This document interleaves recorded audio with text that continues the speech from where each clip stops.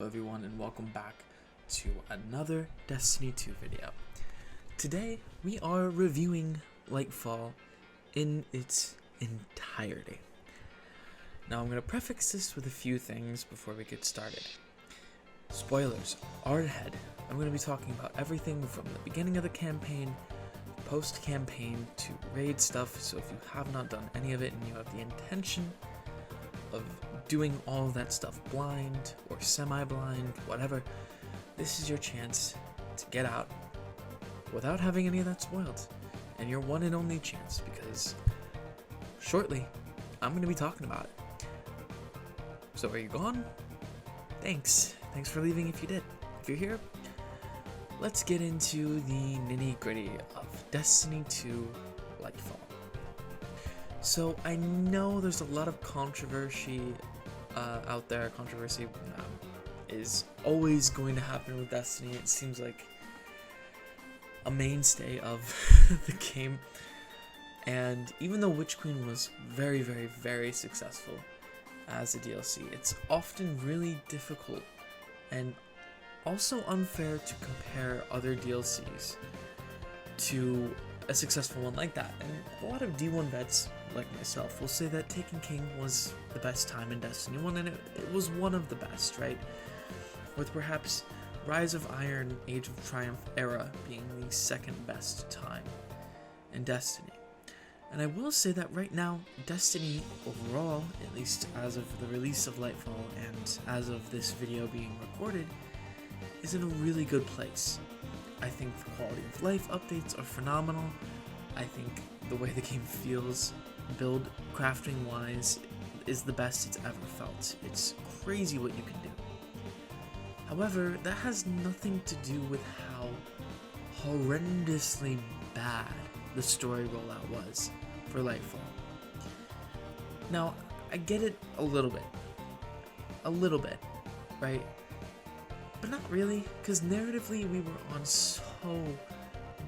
on such a good track narratively. Witch Queen told this beautiful story about Savathun, as well as how she had, deceptively stolen the light, and in the post-campaign, how she also kind of messed with the witness, kind of like saved the traveler from him and hid the veil from him, also literally murdered Nezarec to then extract the veil from his pyramid ship to hide it on Neptune. Right, like there's so much good lore in this DLC, and I'll give Bungie that. But something that has always been an issue has been the in-game story. The lore has always been there. It's always been phenomenal. The raid did a great job of introducing this character. Not even the raid. You get introduced to Nezarec in the Hypernet Current Strike. And, we've already known about him through certain lore things like the Glaive, Nezarec's Whisper, of course the exotic Warlock Helm, Nezarec's Sin. But we didn't really know all that much about how he died, etc., etc. I think it was told in the Conditioned Finality exotic, which is the Root of Nightmares raid exotic. But Nezarec is such a cool character. Now, the raid is something I will try to leave out of this, the contest mode shenanigans that took place. But the lore, again, it's really nice to see how rich Nezarec's lore is as a character, and there's more we don't even have yet. So, I won't try to talk too much about the raid, just because I want to focus mainly on Lightfall. And that's where everything gets kind of weird, because you had a lot to tell in this story, and one can assume this is why Bungie wanted to split up the final expansion of the Light and Dark sagas, because there's too much to tell. And I get it. You have to talk about the Veil, the Witness, Osiris is on the mend, you have to introduce the Cloud Striders, Neomuna.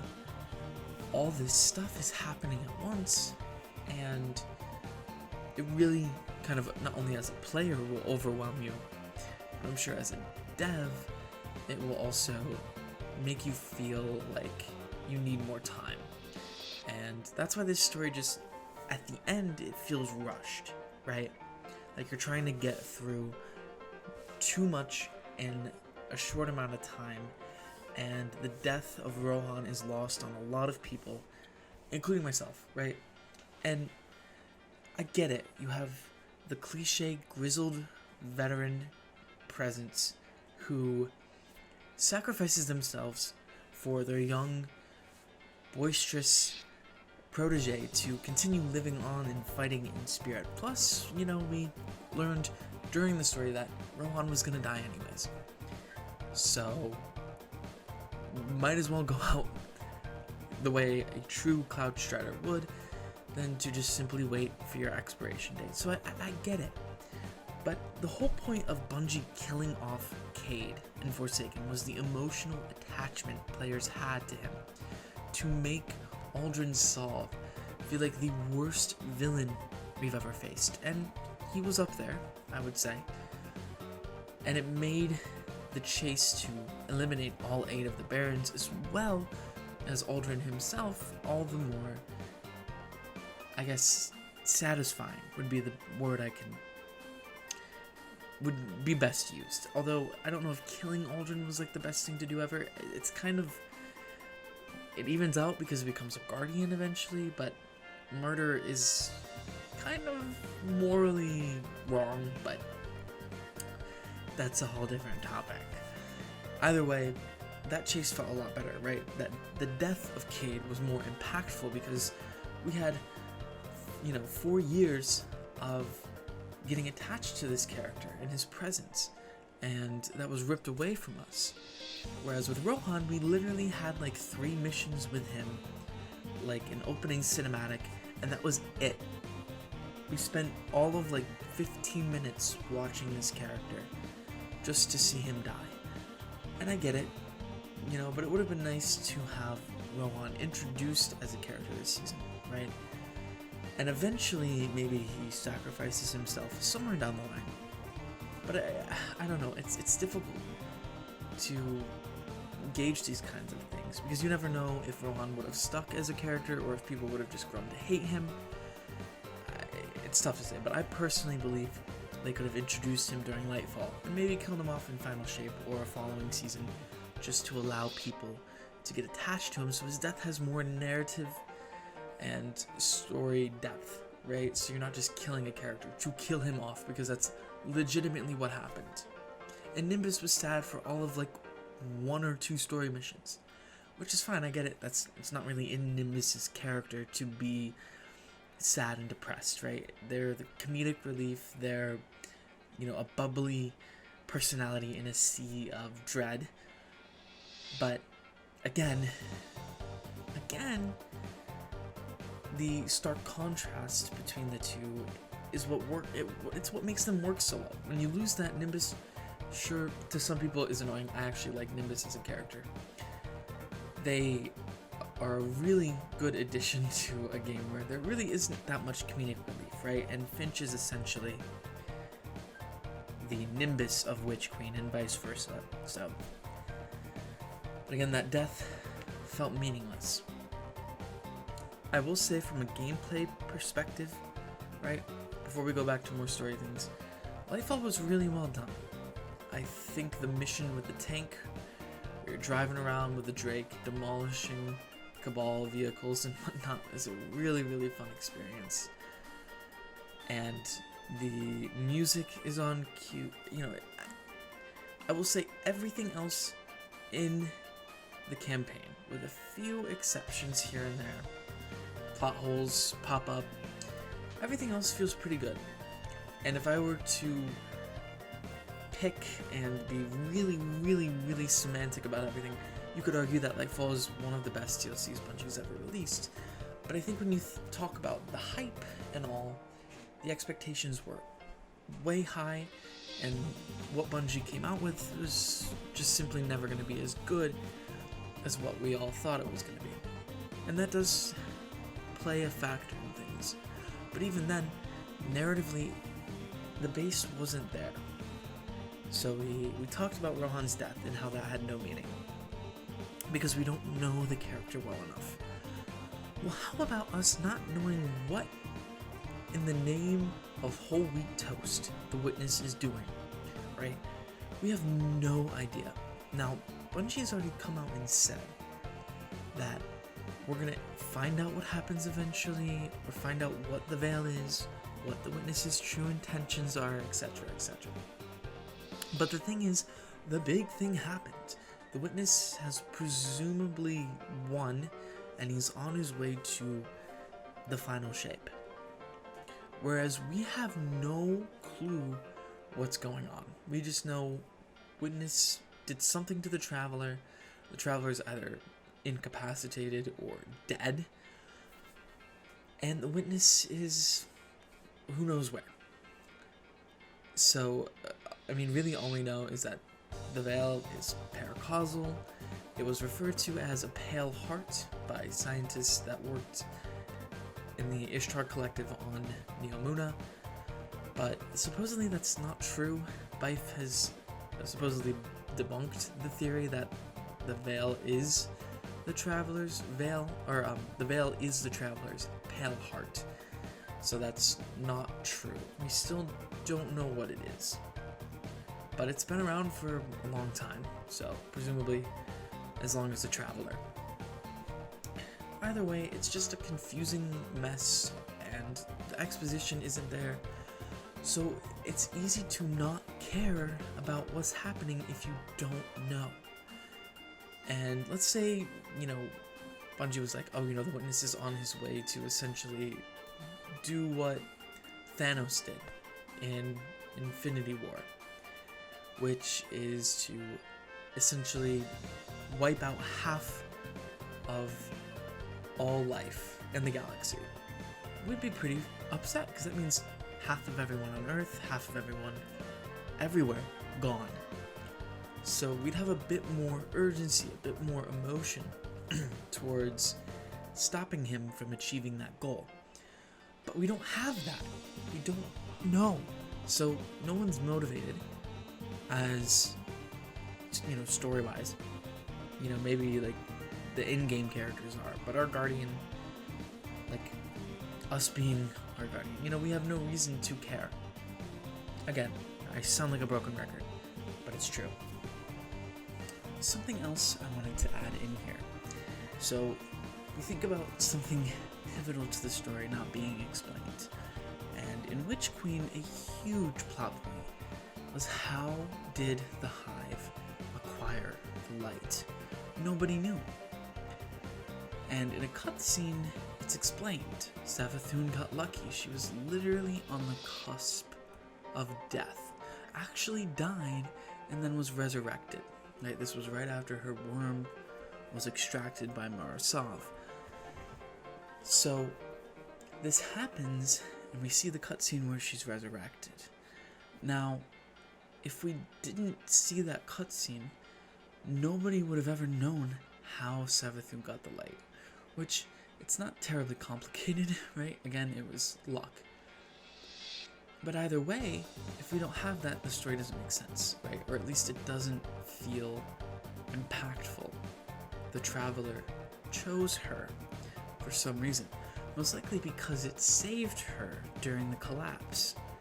So again, it makes a little more sense now, doesn't it? Just like one can assume, and this is just a theory of mine, but I think Rohan might come back as a Guardian at some point. That's just my theory, but I could be wrong, I could be right. Anyways, that being explained in Witch Queen helped a lot of people realize why Savathun was trying to get her memories back, because when you're resurrected as a Guardian, you don't know what's going on. You have to be brought back up to speed. So we did that for her, and in turn reminded her of her ultimate goal, which was to insert the Traveler into her throne world to presumably keep it safe from the Witness. So, just like if that wasn't explained in Witch Queen, it might not have had the same impact as no explanation for the Veil or the Witness's true purpose, But it certainly would have made things weirder, right? We would have been a little confused, right? Like, did she just wake up and have the light after her worm was extracted? No. That's not what happened. She actually died. Anyways, something else I wanted to add in here. So, you think about something pivotal to the story not being explained. And in Witch Queen, a huge plot point was how did the Hive acquire light? Nobody knew. And in a cutscene, it's explained. Savathun got lucky. She was literally on the cusp of death. Actually died and then was resurrected. Right? This was right after her worm was extracted by Marasov. So this happens, and we see the cutscene where she's resurrected.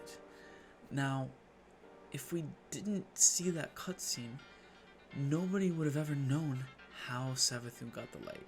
Which, it's not terribly complicated, right? Again, it was luck.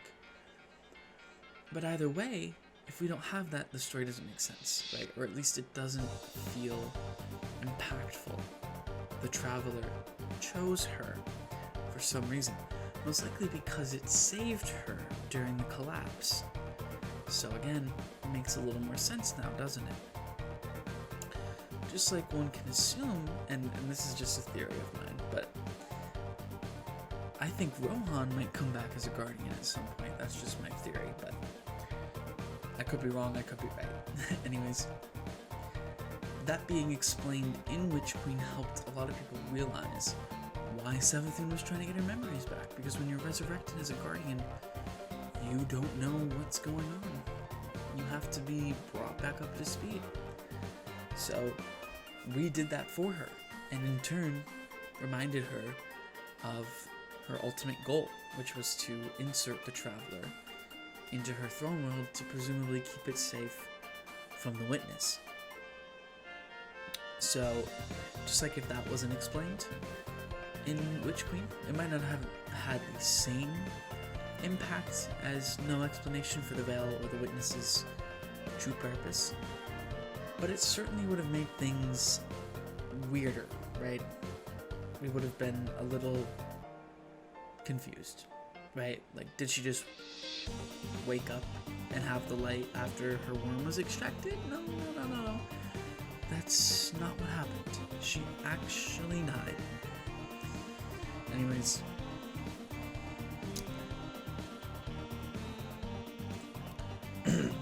so I've thought about being generous with this overall score.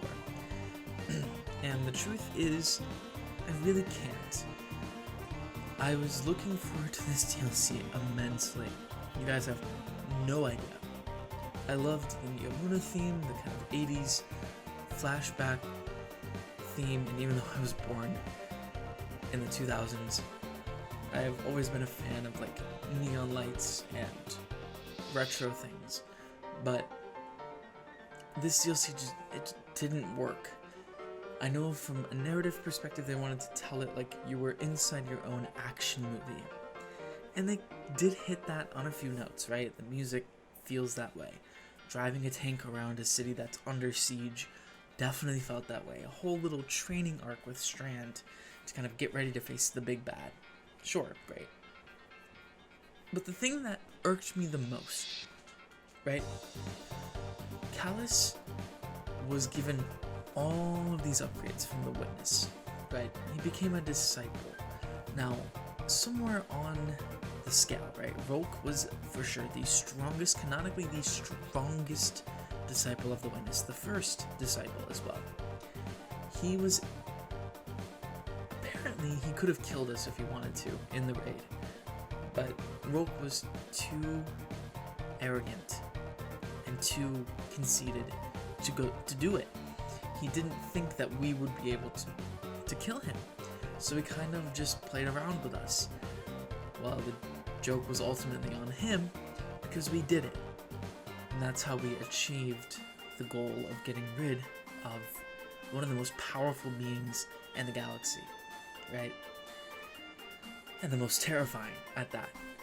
Nezarec was, I don't know if I want to say inducted or he was recruited, and Rolk kind of had his initiation, and he was brought in. Now, Nezarec is somewhere most likely below Rolk. Hello? Cut. Nezarec is most likely somewhere below Rolk in terms of power. That still makes him pretty heckin' strong. Now, I know some of you might be saying, well, he falls over in the raid, and you're right.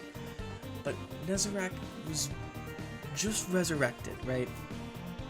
We can presume he was resurrected when the Traveler shot its flight, so that's the beginning of the DLC. We don't fight him in the raid until about a week and a half after that initial resurrection. Plus, his body was it was just his head, because Osiris, remember, drank the rest of him, so his head was the only thing left of him. Everything else was made from darkness and light. That's why he kind of looks like Rolk, presumably, right? So, we fought a dumbed down, much less powerful version of Nezarec. If Nezarec was able to drink the tea that Osiris drank, or maybe consume Osiris, you know, and somehow get some of his old juices back, he might have started the second collapse, and he might have won. Who knows, right? If he would have, but it would have been interesting to see. But again, he wasn't nearly as strong in Root of Nightmares as he was before. So with that in mind, Callus is definitely behind both of them in strength, but he falls over like a empty can of Coke. Like, that's the best. I mean, or like a dried up leaf. Like, it kind of sucked, right? And I cleared it day one on Legendary with 3 people, which it was supposedly harder with a full fire team this time around. Now, it was of course a little difficult. I mean, it wasn't the easiest thing I've done in Destiny, but it wasn't the hardest. It wasn't nearly as bad as the Savathun fight, right? And of course I'm going to compare it to that because it was the most recent DLC. But you would think that Callus was pretty strong before he became a disciple. So why was he just like not as strong as we thought he was going to be? He just wasn't. I don't know. It was a disappointing letdown, especially because the build-up for him turning into a villain had existed since Destiny 1, right? With that last mission in, I believe it was Taken King, we knew that the Emperor was coming. So, Destiny 1 rolls around, or sorry, Destiny 2 rolls around, the Legion is here, Callus is here. So, we're introduced to this guy, and we get more tidbits, right? We get Presage.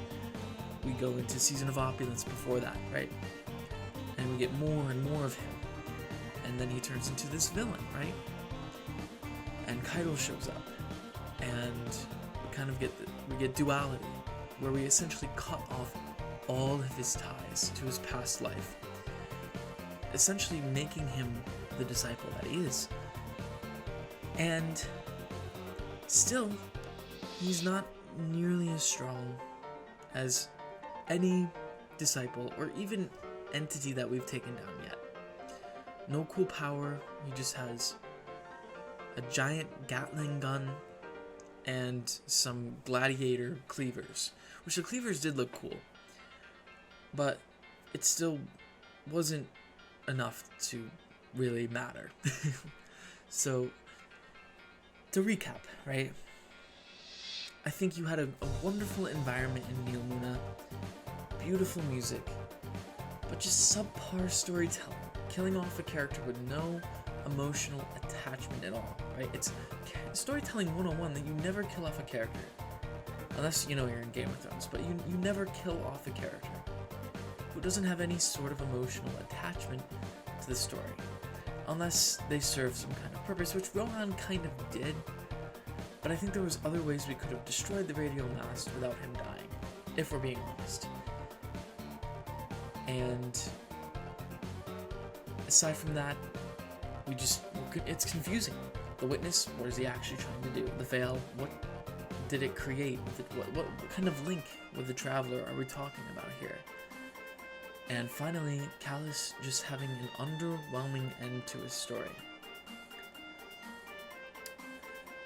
So overall, Destiny 2 Lightfall gets a solid 5 out of 10. I know, it's a little harsh, You're probably wondering, since I've talked about Witch Queen a lot, where it would end up for me. Witch Queen was like somewhere around an 8 or a 9 out of 10. It was that good. And, you know, I haven't done a review for Witch Queen yet. I don't think I will at this point, because obviously I hold it in pretty high esteem as far as releases go. But Lightfall just didn't do anything for me. Quality of life updates, great. Is there a lot of replayability with some of the new stuff? Yes. And Season of Defiance review, we'll talk about that later, because this season it's its own thing, so it has nothing to do with Lightfall. But I have very high hopes for what I've seen so far. It seems pretty fun. Anyways, let me know what you guys think about Lightfall in the comments below. As far as recommending this to newer players, I would say you're better off, and I wholeheartedly agree with anyone who has this statement, but you're better off waiting until Final Shape, because you're going to be able to get Lightfall at a discounted price, so you'll be able to experience the gameplay still. Most likely you'll be able to get the past seasons, Season of the Deep and whatever follows, also at a discounted price. And then you can jump into Final Shape, where hopefully the content's a bit better. And if you're curious about the Final Shape when it does drop, I'll have first impressions and a full review on that as well. Anyways, I'll see you guys in the next one. Thanks for watching. Subscribe if you haven't.